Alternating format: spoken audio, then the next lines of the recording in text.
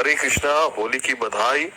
और होली के पहले आज यानी 24/3/2024 को आज होलिका दहन होगा।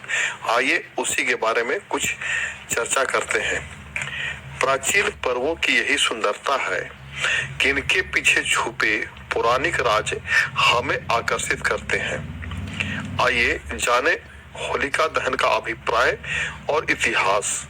होलिका दहन का पर्व संदेश देता है कि ईश्वर अपने अनन्य भक्तों की रक्षा के लिए सदा उपस्थित रहते हैं। होलिका दहन होली त्योहार का पहला दिन फागुन मास की पूर्णिमा को मनाया जाता है। इसके अगले दिन रंगों से खेलने की परंपरा है, जिसे धुलेड़ी, धुलंडी और धूली आदि नामों से भी जाना जाता है।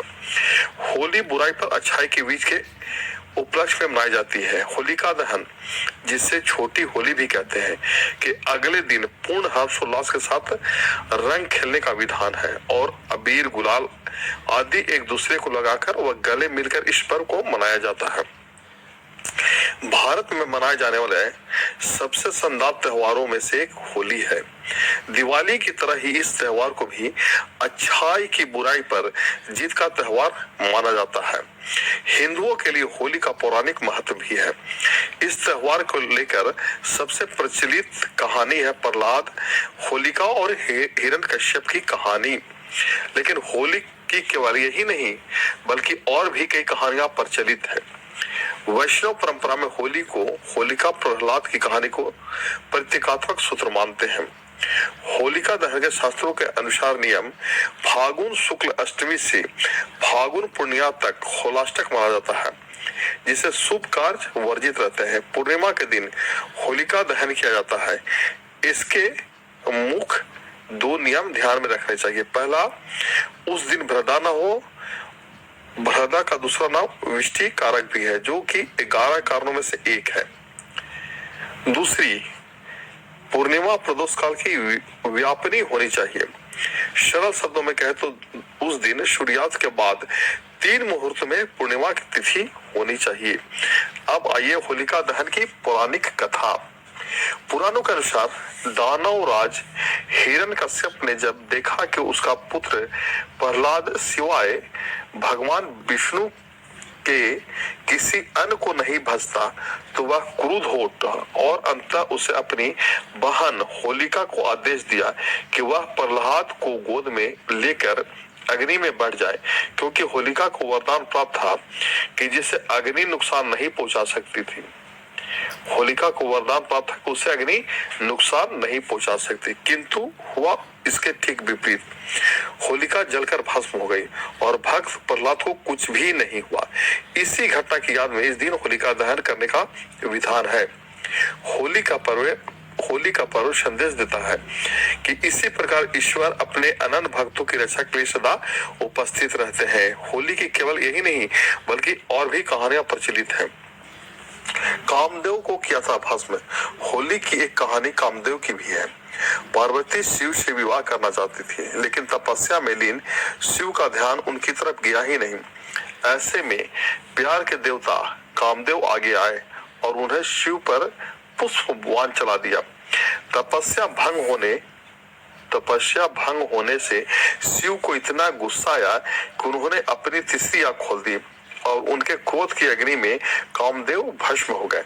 कामदेव के भस्म हो जाने पर उनकी पत्नी रति रोने लगी और शिव से कामदेव को जीवित करने की गुहार लगाई। अगले दिन शिव का क्रोध शांत हो चुका था। उन्होंने कामदेव को पुनर्जीवित किया।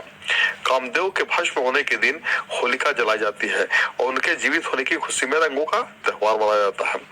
महाभारत की कहानी के मुताबिक युधिष्ठिर को श्री कृष्ण ने बताया, एक बार श्री राम के एक पूर्वज रघु के शासन में एक असुर महिला थी। उसे कोई भी नहीं मार सकता था, क्योंकि वह एक वरदान द्वारा संरक्षित थी। उसे गली में खेल रहे बच्चों के अलावा किसी से भी डर नहीं था। एक दिन गुरु वशिष्ठ ने बताया कि उसे मारा जा सकता है।